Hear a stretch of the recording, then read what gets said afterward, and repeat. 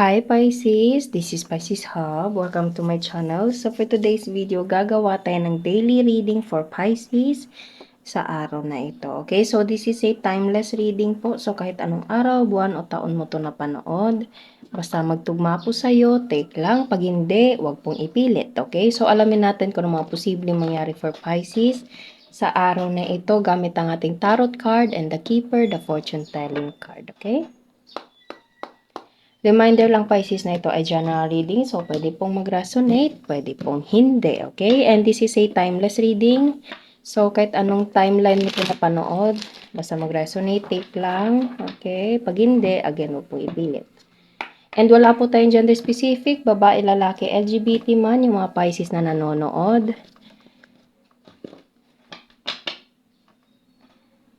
Basta mag-resonate, tama ba? Nakalimutan ko Pisces. Basta mababae, lalaki, LGBT man, pwede po sa masculine or feminine po. Okay? Nakalimutan ko yung sinasabi po.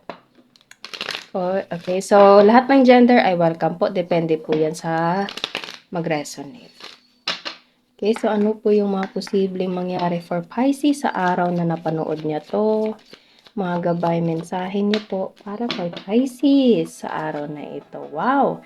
Great fortune, abundance sa lahat ng aspeto sa buhay, Pisces. Okay, and there's a gold, yellow, pouring the abundance in your life. Okay, nakikita nyo para siyang nagpo-pour na siya ng lahat ng mga magagandang bagay galing sa jar niya, Pisces, papunta sa iyo.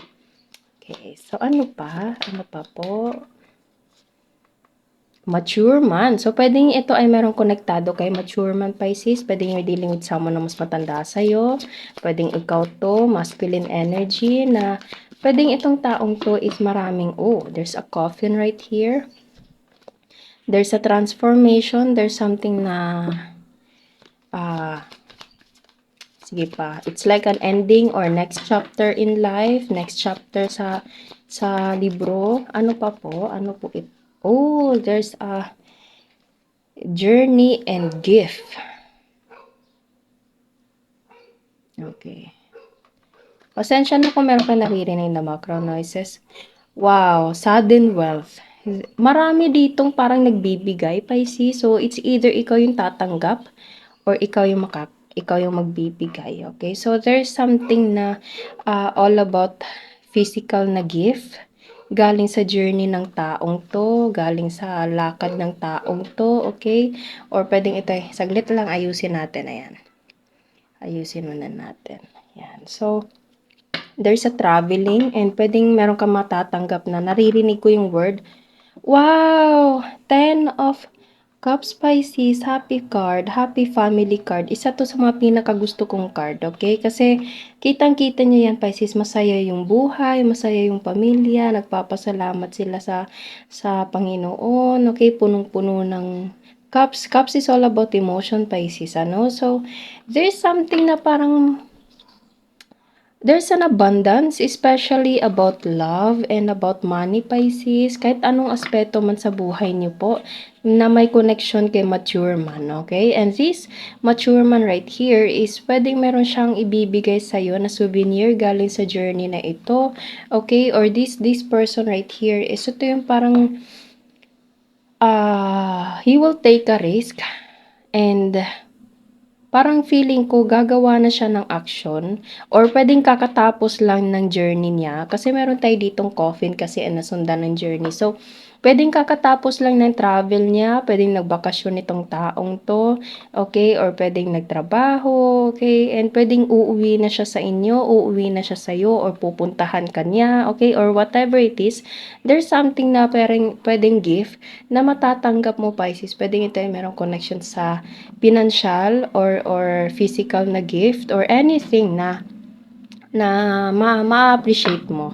Okay, so it's either in-expect mo na to or hindi pa. Pero this person, parang naiisip ka niya, pwedeng bibigyan ka na ng parang something na souvenir. Na ano ko yung word na souvenir, Pisces? Pwedeng meron na kayong pamilya ng taong to. Pwedeng yung taong dinidin mo, Pisces, is someone na nagtatrabaho sa malayo and uuwi na siya. Okay, pwedeng ganun. And magiging masaya yung pamilya nyo. Okay, so sobrang ganda naman ng ganun. Okay, reunion. Okay, magsama-sama ang buong pamilya. Magiging masaya ang lahat. Ano pa po? Seven of Cups. You manifested this. Nakikita niyo, pagkakita ko dito, ito yung una kong napansin. Sa lahat na ng cups na nandito, ito yun. Okay, so, ito yung isa sa mga bagay na ibibigay niya sa'yo, Pisces. Pwede ito merong connection sa mga jewelries, okay? Or material things, okay? Nakikita niyo, merong bracelet, merong parang ring, sing-sing dito na part, ayan. Para siyang sing-sing, okay? Bracelet, kwintas, okay, pwedeng ganon. So, pwedeng alam ng taong to na mahilig ka sa ganon, Pisces. So, pwedeng yun yung, saglit, hindi siya mag-focus. Ayan. So, pwedeng yun yung parang ireregalo niya sa'yo, Pisces, or something na merong connection sa jewelry. Okay? So, there's something na physical gift coming from this person. Kasi pwedeng kakatapos lang ng contract niya and uuwi na siya. Okay? And 9 of Wands. Bakit 9 of Wands?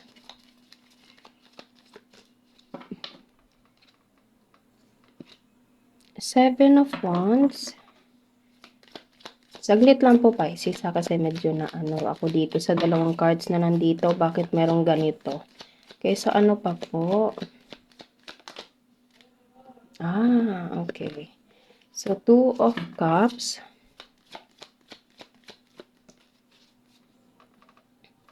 And 7 of Pentacles. Bottom of the deck is the High Priestess. So, it's either you or you're dealing with someone na parang malalim yung iniisip, Pisces. Pwedeng itong taong to is meron siyang plano. Okay? Kasi meron tayo ditong 7 of Cups right here. Okay? So, pwedeng ikaw, Pisces. Okay? Or pwedeng siya. Yung parang madalas, parang malalim yung iniisip, okay? Pwedeng ikaw ay walang tiwala sa taong to or itong taong to is walang tiwala sa'yo or something na parang there's something na duda, okay? And pero tinatanggal mo yun. Feel ko naman, tinatanggal mo yung isipin na yun. Ayaw mong makasira sa 2 of Cups na nandito. Okay? Tinatanggal mo to kung ano man itong nakahilera dito sa likuran mo na ginawa mong wall. Okay? Na lahat. Ito kasi is all about trust issues. Okay? Parang being vigilant or something na parang naninigurado. There's something na alerto. Okay? So, parang pwedeng ito ay mostly overthinking, pero pilit mo siyang tinatanggal, Pisces. Tinatanggal mo ito, ayaw mong, alam mo yun, masira kung ano man itong 2 of Cups. Kasi kanina 10 of Cups yung lumabas, Pisces, and ito is 2 of Cups. Soulmate, this card is almost the same as the Lover's card, okay? The Lover's card. Nakikita nyo, sa dalawang nandito, ayan o, meron siyang binibigay and ito naman tumatanggap. And also, pareho kayong nagbibigay and tumatanggap. So, give and take itong relasyon na ito, okay? So, ito yun, no? Meron siyang binibigay galing sa journey na ito, okay? And pwedeng isa to sa mga gusto niyang maibigay sa'yo, Pisces, or ikaw. And this person, parang meron siyang hinihintay, or okay? Or pwede ikaw yung naghihintay na, kumbaga, meron kang hinihintay na perfect timing, or this person is waiting for perfect timing, or naririnig ko yung word na planning. Okay? I don't know what it is, basta there's a word na planning. Okay? So, it's all about something na emotion and mindset. Okay, kumbaga, yung emotion mo and yung utak mo, Pisces, or this person is, kumbaga, almost the same, pero pilit yung tinatanggal ko ano man yung nandito sa 9 of Wands and 7. Etong 9 of Wands, kaya tinatanggal nyo to, ito, tatanggalin to, para hindi masira, and para mas lumago pa kung ano man yung tinanim yung dalawa. Okay, pinag-effortan nyo, pinaghirapan nyo, mas lumago pa ito kaysa sa masira. So, tanggalin to, Pisces. Okay? Just trust this person and this person should trust you. Okay? Kasi maganda. Maganda yung nandito. And pwedeng merong souvenir. Naano ko talaga yung word na souvenir and something na planning. Okay? So, it's either there is someone nagta-travel abroad, nagta-travel sa malayong lugar, and pwedeng uuwi na siya sa'yo, sa inyo. Okay? And pwedeng merong dalang regalo or anything na ikakasaya mo. And the high priestess is all about something na gut feeling or intuition or something na spiritual connection yung isa, yung dalawa. Okay? So, pwedeng kayong dalawa is konektado intellectually and emotionally and spiritually, okay? Ramdam mo kung yung nararamdaman niya. Pag iniisip mo siya, iniisip ka rin. Pwedeng ganun. Basta there's something na parang konektado sa inyong dalawa, okay? So trust this person and this person should trust you, Pisces, and everything will be okay, okay? Magiging maayos, okay? As long as pareho kayong nakakapit, okay? Para yung 10 of cups na kaninang lumabas sa ating pag-shuffle, ganun pa rin yun, okay? Kasi there's a family, happy family na card. So, maganda yan, Pisces, okay? So, yun po ang ating reading sa araw na ito. Naway nagustuhan nyo po. Huwag nyo po sanang kalimutan na mag-like at mag-subscribe po sa ating channel. And click the bell button para ma-notify po kayo sa next videos na i-upload natin, okay? So, thank you, Pisces, and God bless!